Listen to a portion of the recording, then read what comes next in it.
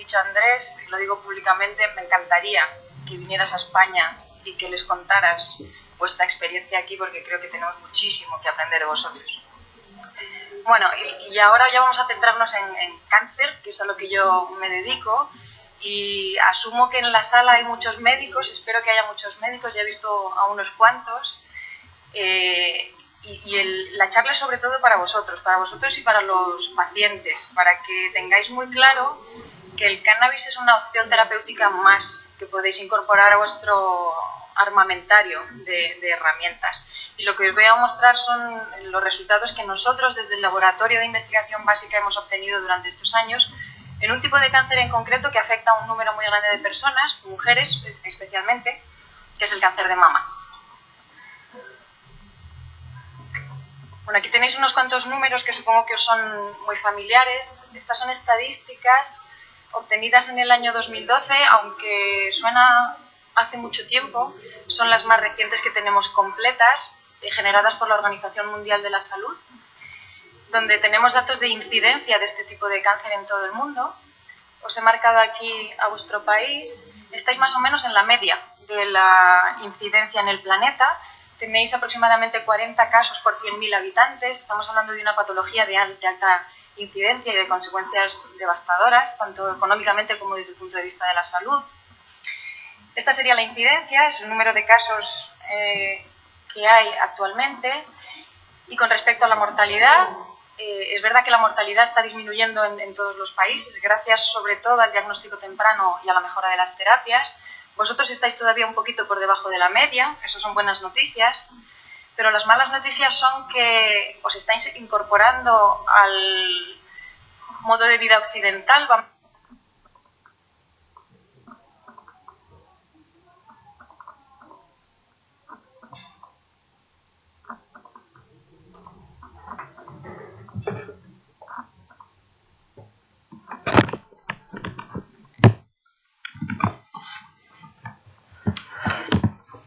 Vamos a llamarlo así, y eso va a acompañar Mara y yo por un mall y pude ver un Starbucks, por ejemplo. Con el café tan rico que tenéis aquí, estáis incorporando un tipo de cosas que no son causa de cáncer, pero que aumentan innecesariamente la incidencia del cáncer. El modo de vida occidental, una dieta hipercalórica, falta de ejercicio, exposición a hormonas durante un tiempo más allá del necesario, son cosas muy asociadas al primer mundo, vamos a llamarlo así, mal llamado primer mundo, que no sé por qué estáis incorporando. Entonces, recuperad vuestra cultura y vuestras cosas buenas, no incorporéis este tipo de cosas porque, entre otras cosas, os llevan a tener esta tendencia que estáis teniendo ahora mismo. Esta es la incidencia y esta es la mortalidad en Colombia. Vosotros sois la línea azul. Como veis, la incidencia está aumentando y como veis, la mortalidad también está aumentando. Y esas son cosas que pasan cuando uno adquiere hábitos de vida que son los que nosotros estamos intentando desechar desde hace mucho tiempo. Bueno, con respecto al cáncer de mama en concreto, hay muchas formas de clasificarlo. Hablamos de cáncer de mama cuando en realidad hablamos de muchas patologías diferentes, y a la hora de definir cuál es el mejor tratamiento para cada subtipo de cáncer de mama, ahora mismo los oncólogos definen 3 subtipos de patología, 3 subtipos diferentes de cáncer de mama. El primero que tenéis aquí es el que se denomina sensible a hormonas. Este tipo de tumores crece, o estas células tumorales crecen porque hay una señalización estrogénica. Hay muchos niveles de estrógenos en esas células y esos estrógenos son la fuerza que hacen que las células tumorales crezcan. Estos tumores se caracterizan, por tanto, por tener una elevada expresión de receptores de estrógenos y de progesterona, son hormonas sexuales. ¿Cómo consiguen los médicos bloquear este tipo de progresión tumoral? Bueno, pues utilizando distintas estrategias. Una de ellas podría ser eliminar la fuente endógena de estrógenos, nuestros ovarios. Y de hecho muchas de estas pacientes a lo primero a lo que se someten es a cirugía para extirpar ovarios y en algunos casos útero también. La otra opción, la opción química, sería utilizar terapia adyuvante, que básicamente tiene como diana o esos receptores de estrógenos, bloqueamos los receptores, o bien las enzimas, las proteínas que se encargan de sintetizar los estrógenos. Dentro de los primeros, los moduladores selectivos de los receptores de estrógenos tendríamos compuestos como el tamoxifen, que supongo que conocéis, y dentro de los segundos tenemos inhibidores de aromatasa, así es como se llama esta proteína que sintetiza los estrógenos, como el anastrozol y muchísimos otros. Estas pacientes pueden recibir o no quimioterapia en función de lo agresivos que sean sus tumores. Tenemos un segundo tipo de cáncer de mama, que es el que denominamos HER2 positivo. HER2 es un receptor que tenemos en nuestras membranas que manda a las células señales de proliferación. En este caso, se han diseñado medicamentos que actúan específicamente contra esta proteína. Son terapias que nosotros llamamos dirigidas anti-HER2.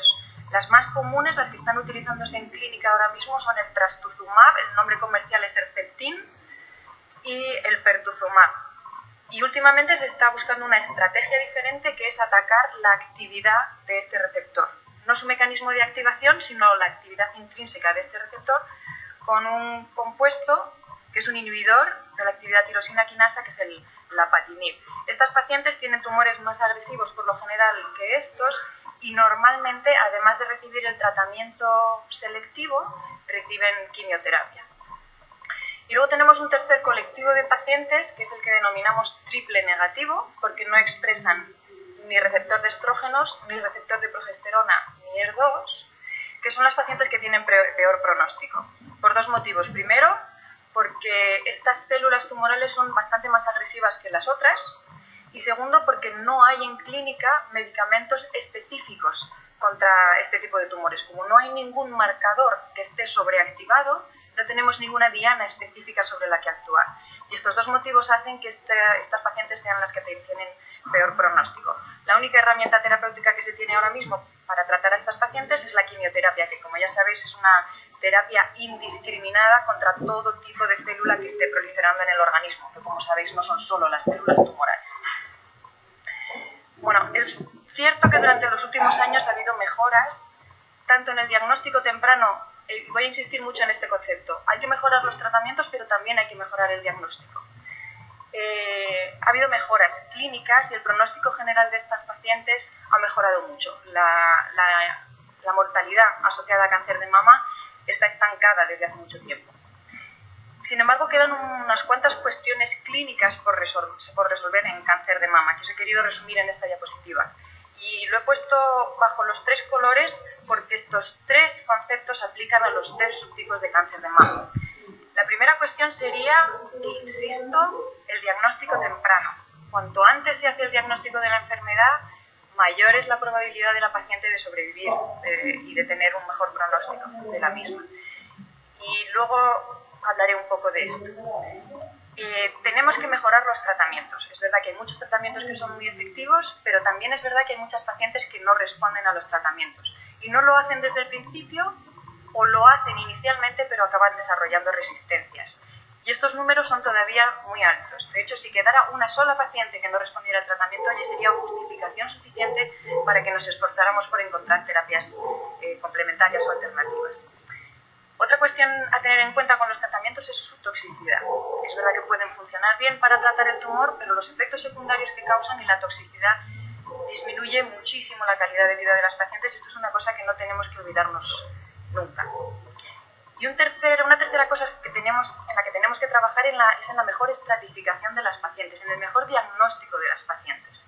Ahora mismo, como os decía, por ejemplo, casi todas las pacientes con tumores sensibles a hormonas son tratadas con tamoxifen, pero sabemos que hay un porcentaje muy alto que no va a responder a tamoxifen. Y el problema es que a priori no sabemos identificar a esas pacientes. Entonces el oncólogo, para curarse en salud, lo que hace es decir ER positivo, PR positivo, tamoxifen.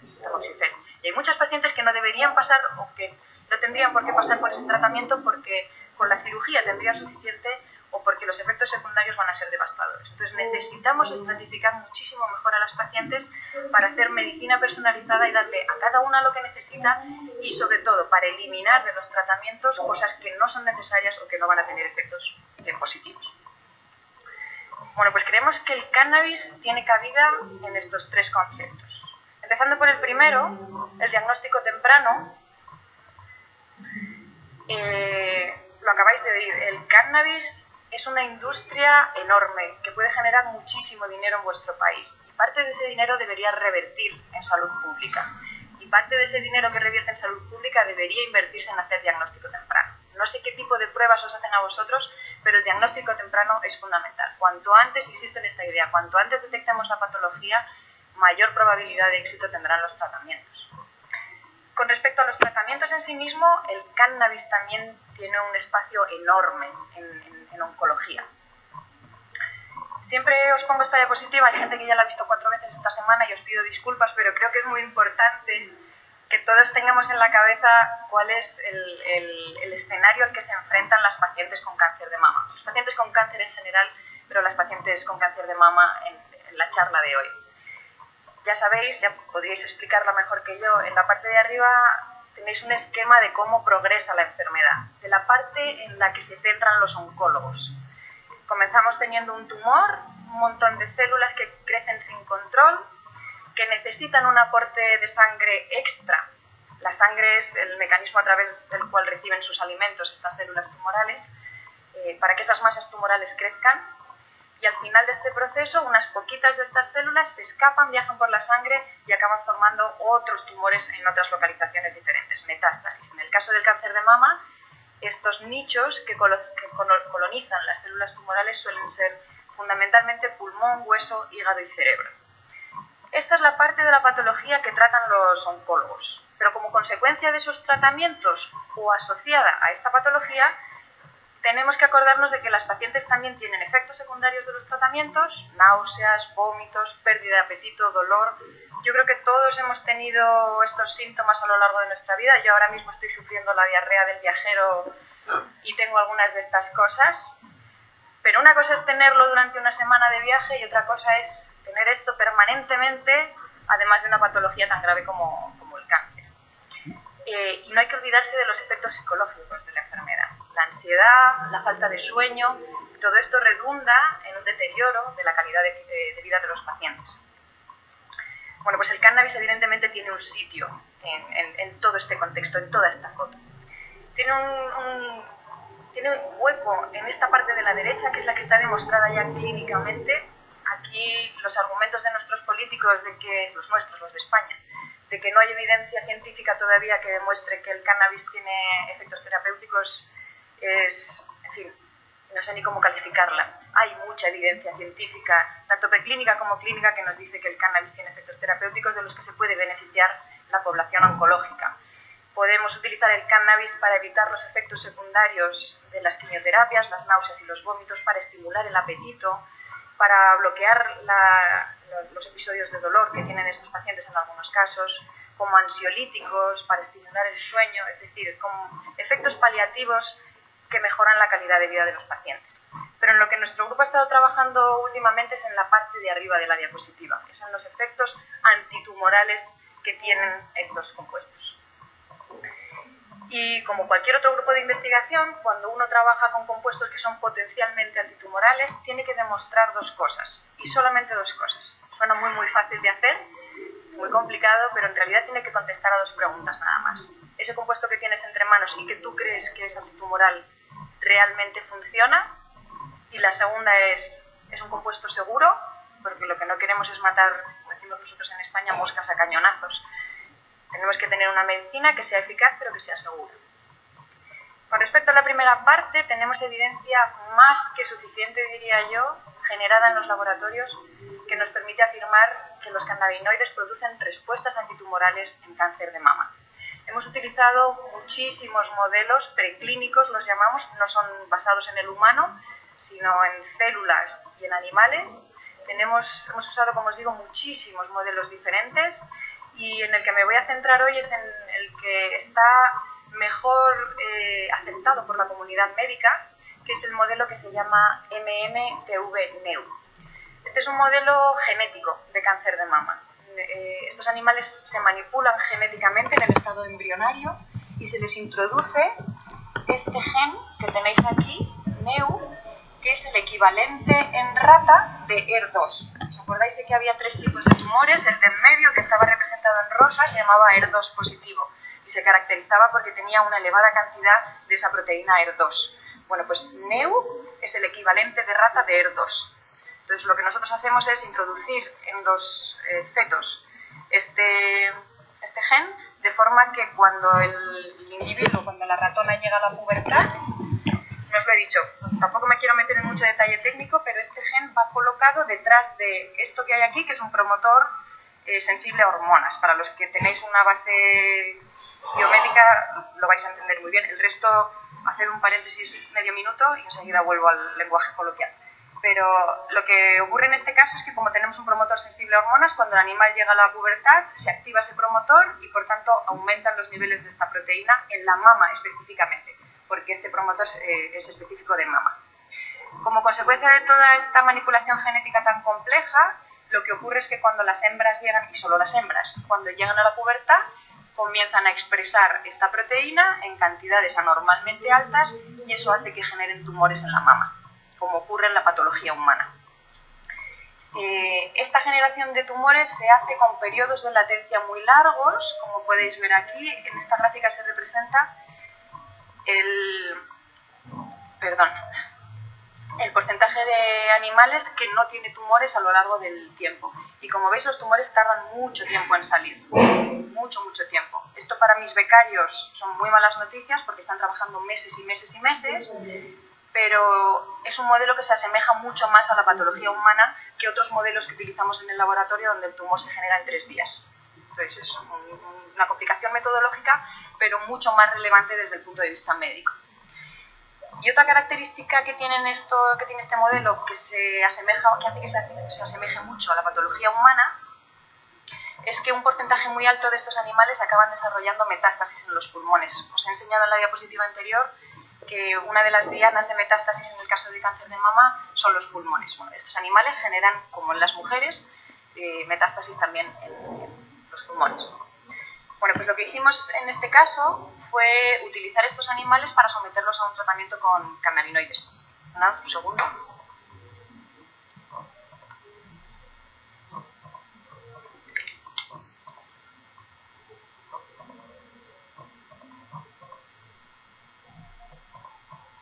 Me tiene Moctezuma medio mareada. Bueno, lo que hicimos fue tratar a estos animales con cannabinoides. Concretamente en este experimento con THC. No quiero que prestéis atención a la dosis, ya os lo dije el otro día, a los que estabais en la otra charla lo quiero repetir ahora. No quiero que miréis esos números porque no quiero que nadie llegue luego a su casa y diga el ratón pesa tanto, entonces yo... Gracias, Paola. Sí. Gracias. El ratón pesa tanto, entonces como yo peso 50 o 70 kilos, lo que yo me tengo que tomar es este otro tanto. No hagáis eso porque vais a acabar con un número ridículamente alto que os va a dar un mal viaje horrible y no vais a querer volver a saber nada del cannabis. No, estos números no se pueden trasladar directamente a la fisiología humana. Nuestro metabolismo y el metabolismo de los roedores es completamente diferente, entonces no hagáis ese ejercicio, por favor. Por eso casi nunca pongo los números, pero en esta se me ha escapado. Bueno, como os decía, lo que hicimos fue tratar los animales con THC y lo que observamos fue lo siguiente. En estos paneles representamos el volumen tumoral, el tamaño de los tumores a medida que avanza el tiempo. Y en este primero tenéis cómo evolucionan los tumores en la población control, los animales que no reciben tratamiento con cannabinoides. Y como veis, los tumores crecen de manera exponencial. En el panel de la derecha tenéis la otra mitad de los animales, los que sí han sido tratados con THC, y veis que el crecimiento de los tumores se ve drásticamente disminuido. Pero no solo eso, también conseguimos disminuir el número de tumores que genera cada animal. Los roedores no tienen 2, sino 10 mamas y todas y cada una de ellas son susceptibles de generar un tumor. Bueno, pues el tratamiento con THC no solo disminuye el crecimiento de los tumores, sino el número de tumores que se generan por animal. Esto es lo que tenéis en esta tabla. En el grupo control veis que teníamos un 40% de animales que tenían 4 o más tumores por animal. Y sin embargo, cuando tratamos los animales con THC, no encontramos ni un solo animal con 4 o más tumores y el 50% de ellos tenían solamente uno. Es decir, estamos disminuyendo la velocidad de crecimiento y reduciendo también la generación de tumores. Sabemos cómo el THC está ejerciendo este mecanismo. Sabemos que es muy importante para la comunidad médica y lo entendemos perfectamente y lo respetamos perfectamente. Tenemos que saber cómo funcionan las cosas. Bueno, pues nosotros sabemos cómo funcionan las cosas. Sabemos cómo funciona el THC y sabemos cómo funciona el CBD. Sabemos que el THC está produciendo una disminución en la proliferación celular. Estas son imágenes de los tumores que generaron esos animales. En el panel de la izquierda tenéis un tumor que corresponde a un animal control y aquí un tumor que corresponde a un animal tratado con THC. Los puntitos azules son las células tumorales y los puntitos rosas son las células tumorales que están proliferando. Y como veis, hay muchos menos puntitos rosas, es decir, muchas menos células en proliferación cuando los animales han recibido tratamiento con THC que cuando no lo han hecho. Sabemos un fenómeno que se denomina apoptosis, de forma un poco sofisticada.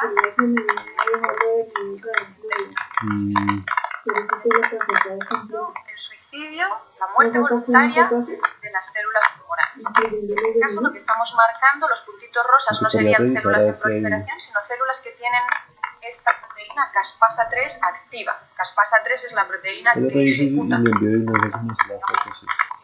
las pistolas de las células. Entonces, cuantos más puntitos rosas, cuanto más caspasa 3 activa haya en un tumor, más células estamos muriendo por apoptosis. ¿Cómo se activan estos mecanismos? Bueno, pues tenemos muy claro a día de hoy que el THC lo hace a través de su unión a los receptores de cannabinoides que os ha contado el profesor Mechulla. Activando estos receptores, lo que hacen los cannabinoides es activar a su vez una respuesta celular muy compleja que se llama de forma general estrés de retículo. Cambia la actividad y la cantidad de un montón de proteínas dentro de la célula. Aquí tenéis unas cuantas, los nombres son completamente irrelevantes. Lo importante es que toda esa información converge en la inhibición de esta proteína que hay aquí, que se llama AKT. AKT es el regulador de la supervivencia celular. Cuando una célula está viva, tiene AKT activo. Cuando una célula no está viva, o va a morir, o no va a proliferar, tiene AKT apagado. Y lo que hacen los cannabinoides es precisamente, a través de toda esta compleja maquinaria celular, inhibir, apagar a esta proteína que es tan importante en la supervivencia de las células. Y este apagamiento activa otro proceso que se denomina autofagia, como la autodigestión de la célula, que es lo que determina los fenómenos de muerte por apoptosis. En el caso del CBD, no os lo he dicho, este experimento que os he mostrado lo hicimos con THC, pero hemos hecho experimentos similares con CBD, otro de los constituyentes, bueno, no falta que represente, del cannabis. El mecanismo de acción es diferente. En este caso no parece haber unión directa a los receptores de cannabinoides, sí que hay generación de estrés de retículo, parece que hay activación de otros receptores que no son de la familia cannabinoide, y en el caso de las células tumorales parece que este mecanismo, generación de especies reactivas de oxígeno, es el que más peso tiene en la respuesta antitumoral. También os lo comenté el otro día, el CBD es un potente antioxidante cuando las células están sanas, pero cuando estamos enfrentándonos a una célula tumoral, el efecto que produce es justo el contrario. No disminuye las especies reactivas de oxígeno, sino que las aumenta. Y eso es lo que mata a las células tumorales a través de exactamente el mismo mecanismo, a través de la apoptosis celular. El THC hemos visto también en ese modelo, en el modelo de generación espontánea de tumores de mama, que disminuye la angiogénesis tumoral, ese proceso de formación de vasos sanguíneos para irrigar las masas tumorales crecientes y darles de comer. Esta foto la verdad es que no es la mejor foto, pero lo que deberíais estar viendo ahí sería en verde los vasos sanguíneos. Y deberíais estar viendo menos vasos sanguíneos en el panel de la derecha que corresponde a un tumor tratado con THC. Ya os digo que no es la mejor foto, la más representativa del mundo, pero creedme, el THC disminuye no solo el número de vasos sanguíneos que irrigan el tumor, sino su diámetro también. Tenemos menos vasos y los tenemos más pequeñitos. Y esto se traduce en una menor irrigación de las masas tumorales, lo que frena también el crecimiento de los tumores. Conocemos también el mecanismo a través del cual los cannabinoides producen este efecto. El THC, actuando sobre la célula tumoral y no sobre la célula endotelial directamente, la célula endotelial es la que forma el vaso sanguíneo, lo que hace es mandar señales a las células endoteliales para que no formen vasos, para que esos vasos no crezcan y para que las células endoteliales no migren para participar en todo este proceso de angiogénesis. No me voy a detener mucho en la parte molecular, porque tengo un montón de diapositivas todavía. Y también hemos visto en este modelo que el THC disminuye no solo el crecimiento tumoral y la generación de tumores, sino también la última fase de la progresión tumoral, la formación de metástasis.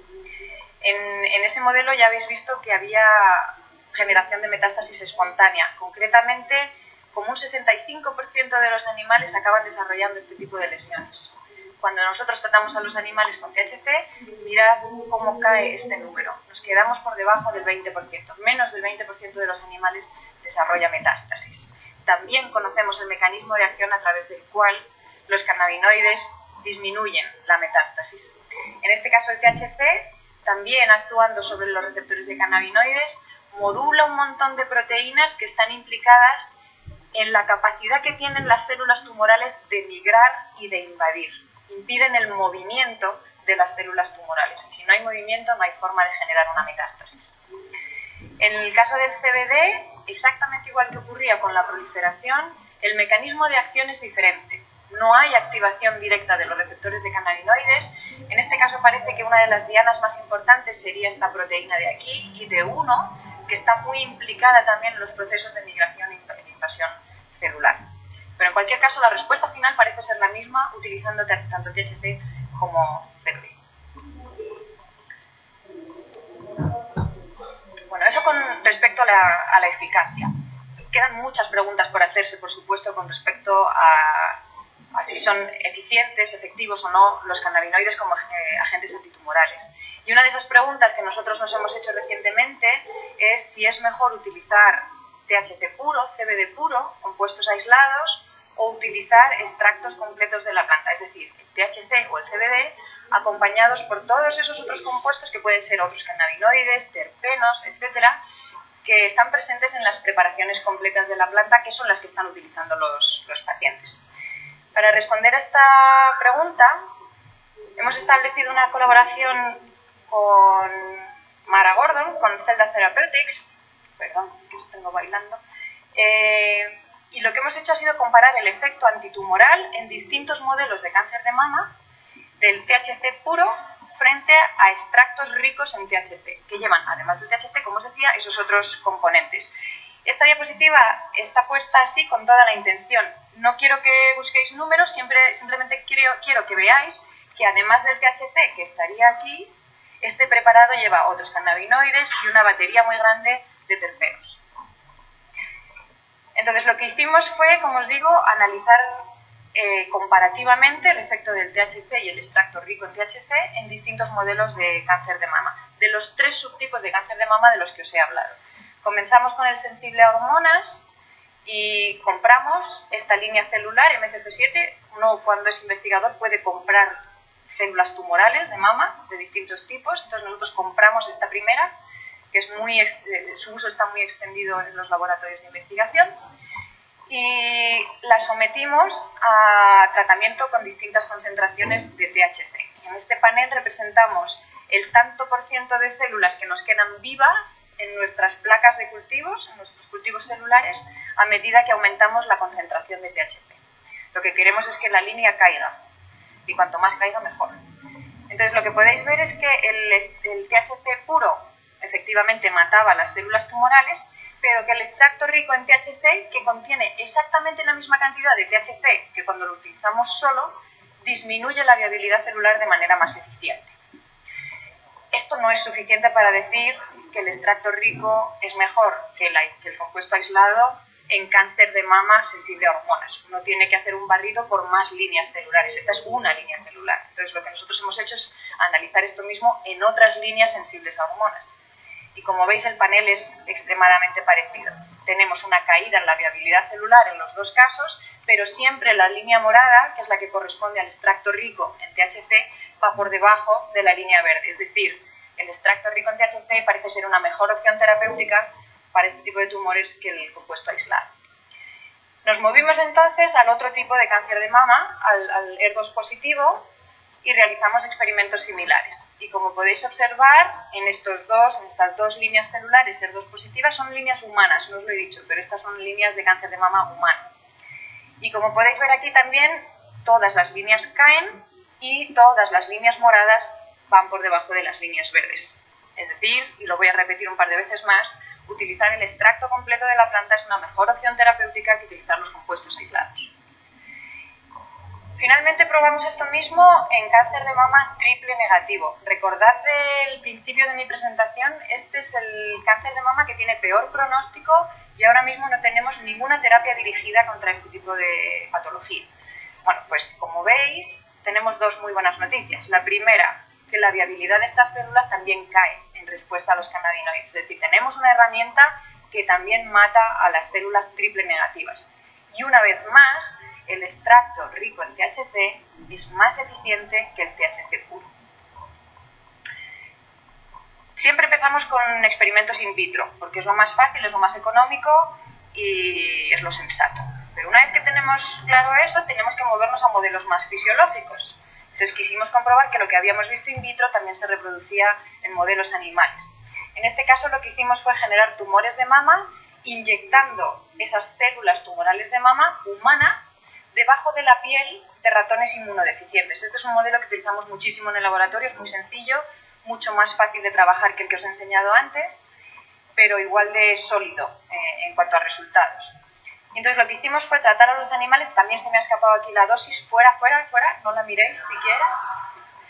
Entonces lo que hicimos en este caso fue dividir a los animales en 4 grupos experimentales. Nuestro grupo control, como siempre, un grupo que recibió solamente THC puro, un grupo que recibió el extracto rico en THC. Mirad ahora la dosis, pero luego la formateáis de vuestro disco duro, ¿vale? Mirad que la cantidad de THC que se utiliza es exactamente la misma, ¿vale? Es una barbaridad, pero es la misma. No quiero que miréis la cantidad en números, sino que es la misma. Es decir, que si vemos alguna diferencia en el efecto, la tenemos que atribuir a los compuestos acompañantes.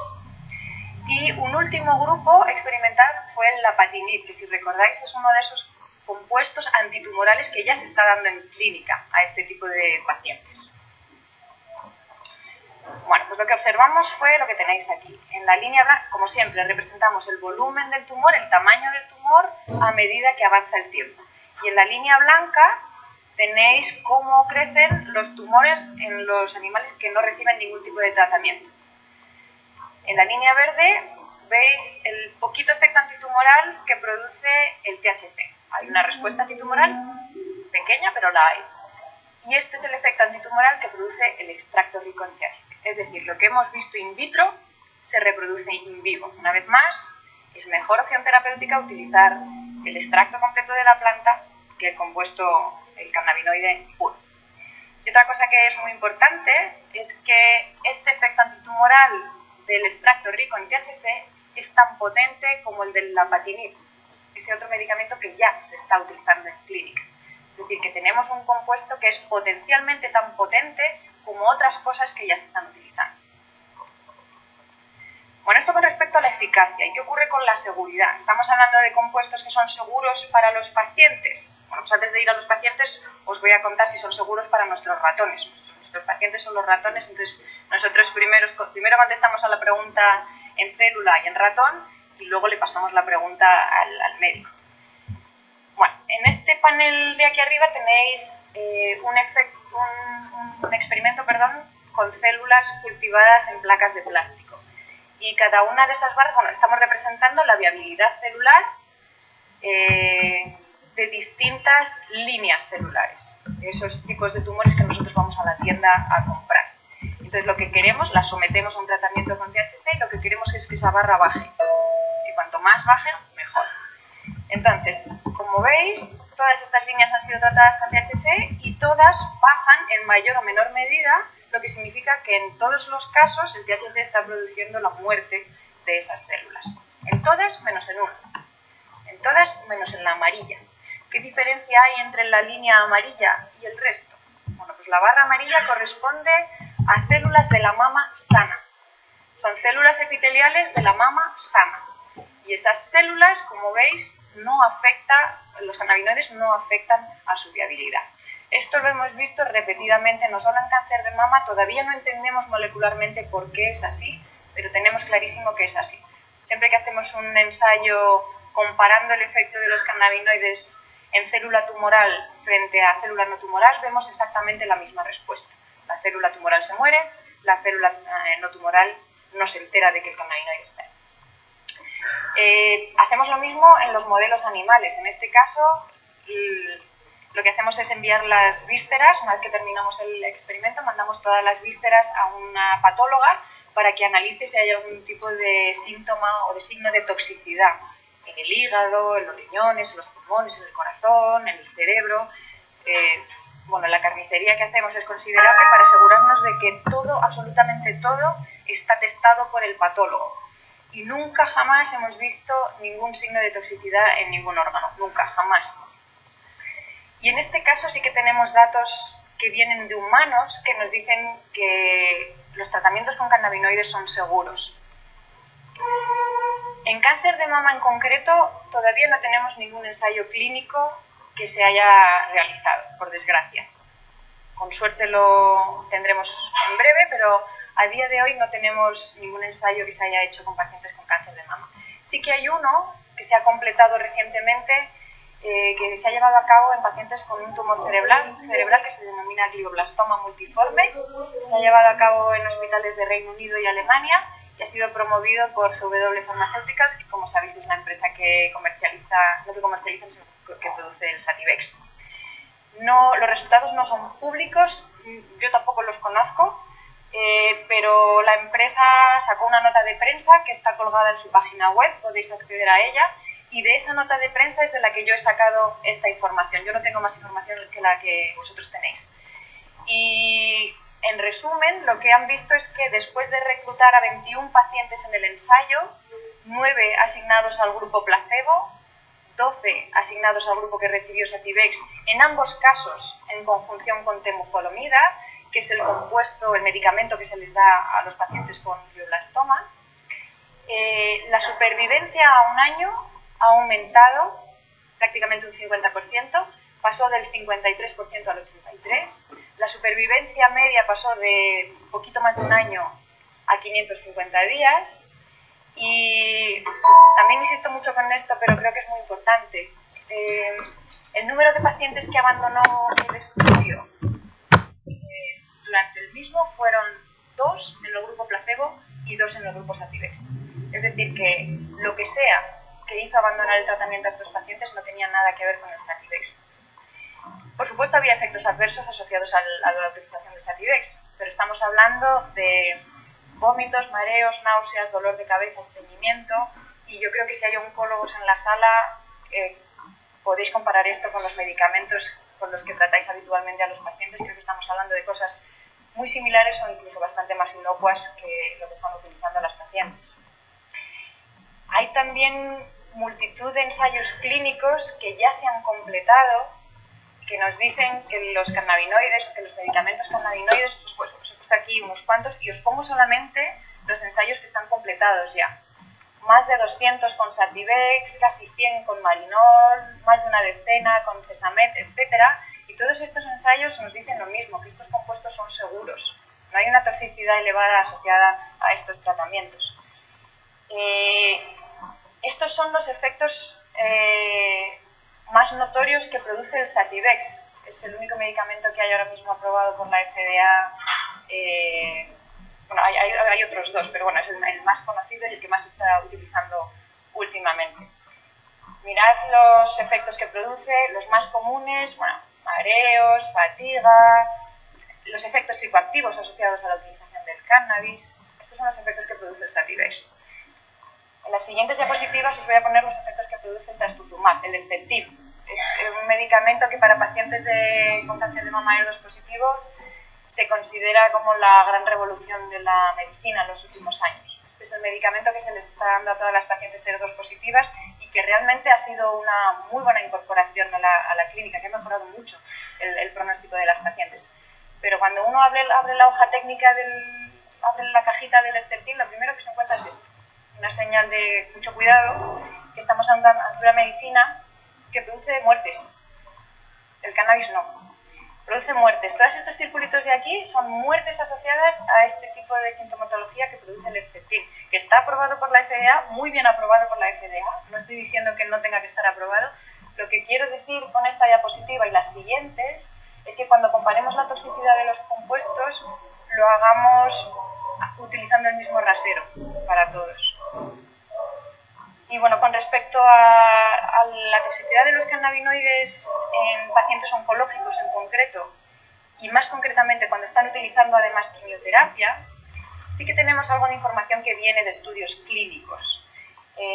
Los medicamentos cannábicos se han ensayado ya en ensayos clínicos, no para ver si tienen efectos antitumorales, sino para ver si pueden paliar, por ejemplo, el dolor oncológico.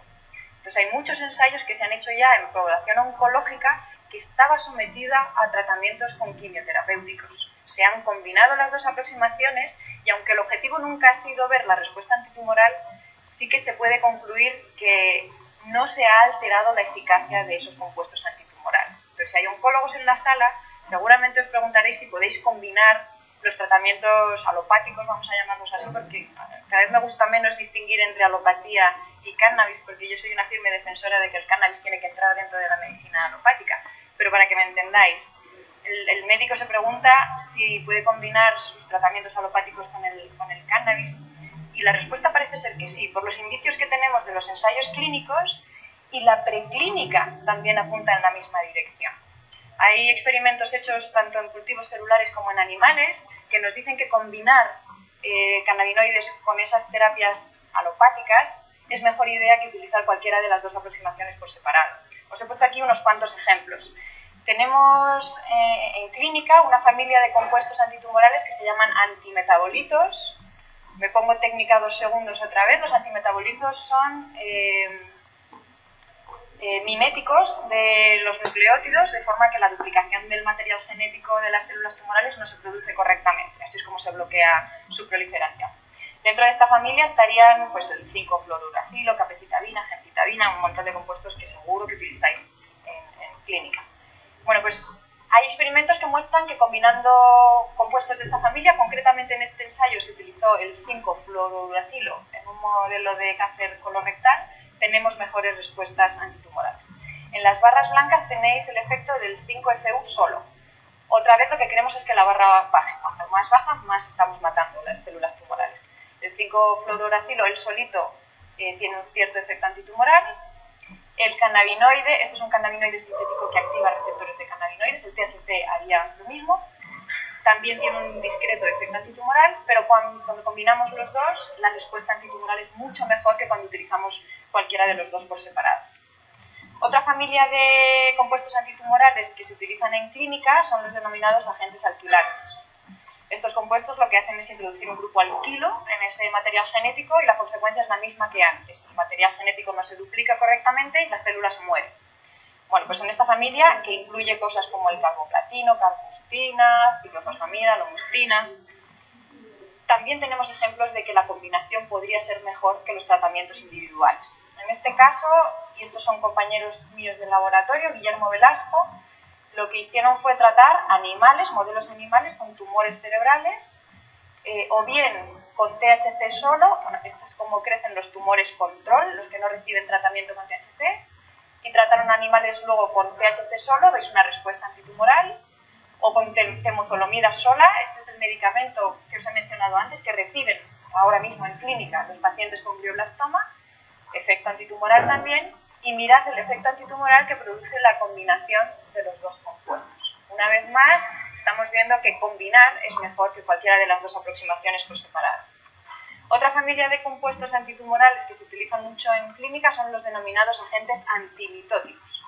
El citoesqueleto de las células, que es como el andamio interno, como el esqueleto de las células, que les mantiene su forma y que les ayuda a moverse, todo eso se tiene que reorganizar antes de que la célula prolifere. Bueno, pues tenemos drogas en clínica que lo que hacen es bloquear ese proceso de forma que la duplicación de la célula no se puede llevar a cabo. Dentro de esta familia estarían el paclitaxel, docetaxel, dicristina, vinblastina, etc. Y también hay ejemplos de que combinando elementos de esta familia con cannabinoides tenemos mejores respuestas antitumorales. En este caso lo que representamos es lo contrario a lo que os he estado diciendo hasta ahora, es el número de células que matamos. Entonces en este caso queremos que la barra suba, no que baje. Aquí tenemos, por ejemplo, el efecto del paclitaxel solo, en esta barra de aquí. Aquí tenemos a la anandamida sola y esta barra corresponde a la mezcla de las dos. Y una vez más veis que el efecto es mucho más notorio que cuando se usan las otras dos estrategias individualmente. Lo mismo ocurre con la radioterapia. Muchas pacientes con cáncer de mama son irradiadas. ¿Se puede combinar la radioterapia con los cannabinoides? Pues parece que sí, parece que es buena idea. En este caso es un ensayo in vivo en animales, representamos volumen tumoral frente al tiempo. Esto es cómo crecen los tumores cuando no reciben tratamiento, cuando reciben cannabinoides. En este caso se utilizó una mezcla equimolecular de THC y CBD, un pequeño efecto antitumoral, la radiación a esta intensidad no produjo efecto antitumoral y cuando se combina esta radiación que no produce efecto antitumoral más los cannabinoides, veis que la respuesta antitumoral es muchísimo más grande. Bien, creo que os he mostrado y os he enseñado como un 1% de lo que está disponible, pero aun con lo poquito que os he enseñado creo que es bastante convincente. Tenemos prueba de que, al menos en preclínica, los cannabinoides son antitumorales. Pero queda una cuestión clínica que no está resuelta todavía, en la que creemos que el sistema endocannabinoide tiene mucho que decir, y es en la estratificación de pacientes.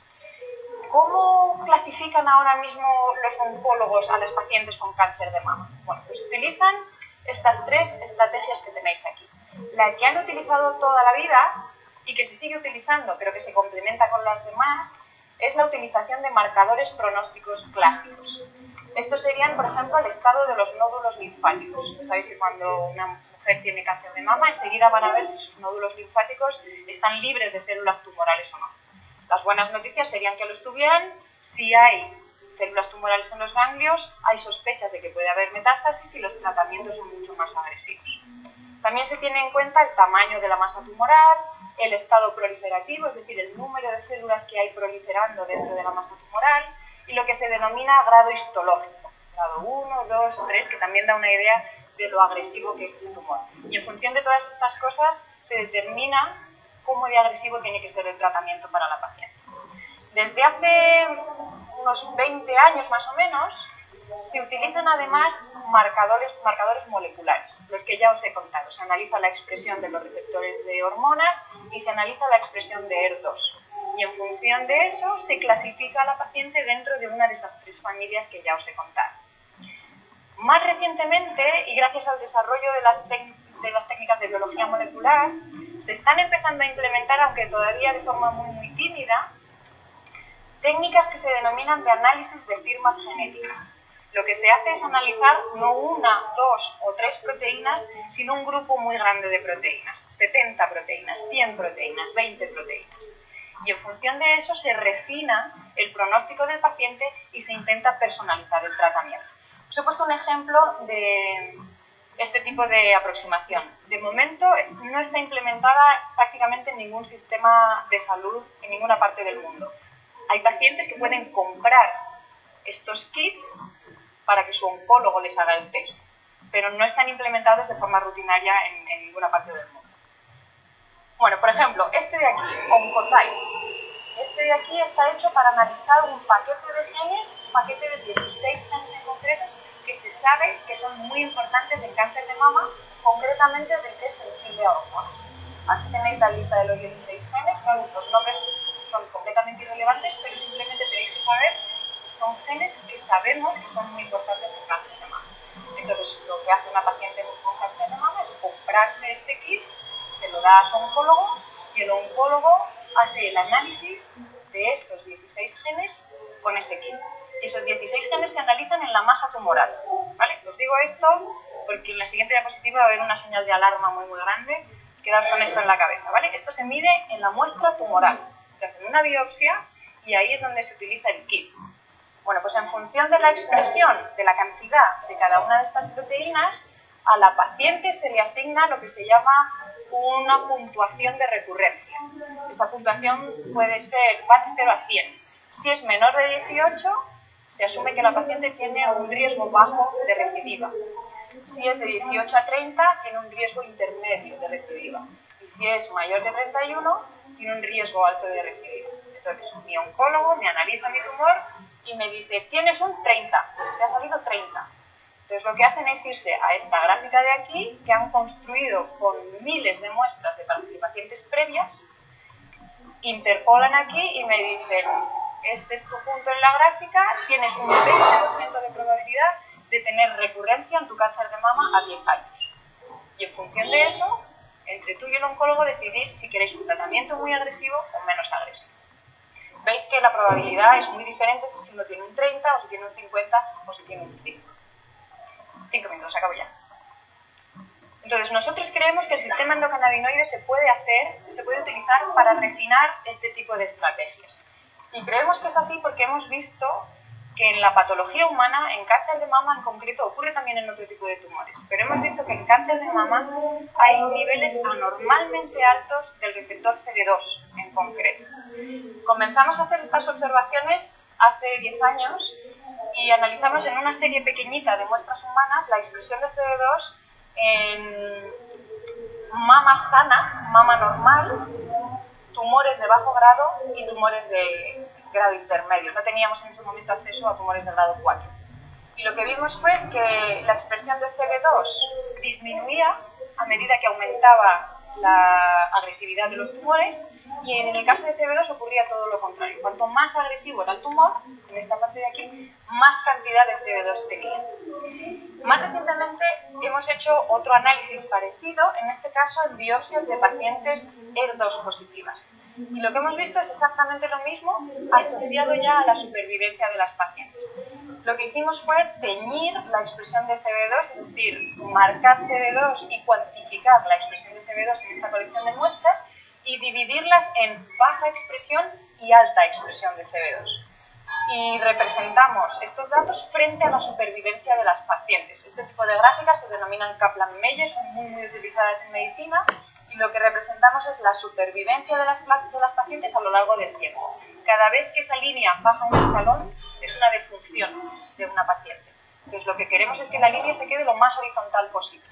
Cuanto más horizontal, mejor pronóstico tienen las pacientes. Bueno, pues como veis, en las líneas azules representamos las pacientes que tienen baja expresión de CD2 y en las líneas rojas las pacientes que tienen alta expresión de CD2. Y representamos en el primer panel supervivencia global, en el segundo supervivencia libre de recurrencia en la mama y en el tercero supervivencia libre de metástasis.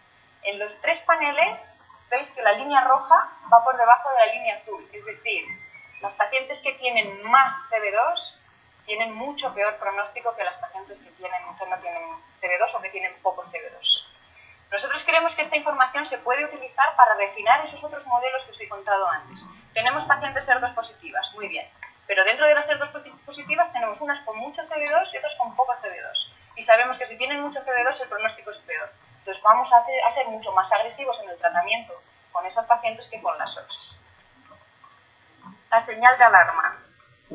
Me están llegando mails últimamente de gente que dice que su médico o una empresa le vende un test para saber cómo de agresivo es su tumor en función de la expresión de un montón de proteínas. Y en función de eso decidir qué cannabinoides darle. Mucho cuidado con eso. Muchos de esos test, la muestra que toman es saliva. Una muestra de saliva no te da información sobre las características de tu tumor. Entonces, por favor, manteneos lejos de ese tipo de cosas. Hay gente intentando aprovecharse, o sea, el cannabis genera mucho dinero y los pacientes son un colectivo de gente muy necesitada, muy desesperada, de la que se está aprovechando mucha gente. Entonces, la alerta de hoy, yo siempre pongo mensajes de alerta, la de hoy es mucho cuidado con estos test que están apareciendo debajo de las piedras, donde dicen que te toman una muestra de saliva y te van a decir que cannabinoide es el que mejor te va para tu tumor. Muchísimo cuidado con eso. Y ya para terminar, acabo. Como resumen, tenemos evidencia preclínica más que suficiente que nos dice que los cannabinoides son antitumorales. que son seguros, que son compatibles con los tratamientos estándar. No os olvidéis tampoco los médicos de que tienen ventajas terapéuticas adicionales. Y la parte nueva es que creemos que el sistema endocannabinoide se puede explotar como una herramienta con valor pronóstico. ¿Qué vamos a hacer nosotros en el futuro? Bueno, pues nosotros en el laboratorio seguir trabajando para entender todavía mejor cómo funcionan los cannabinoides. Nos quedan 1000 preguntas por responder. Pero lo que tenemos que hacer, y siempre termino con esto, pero es que es lo que hace falta, tenemos que generar información clínica, eso es lo que hace falta. Y la tenéis que generar vosotros, los médicos. Tenemos que esperar a que las grandes empresas hagan ensayos clínicos, los necesitamos también, pero vosotros que estáis tratando ya a los pacientes tenéis que recoger esa información y tenéis que recoger la información de forma rigurosa para transmitirla a la comunidad clínica y que esto se expanda lo máximo posible. Muchas gracias.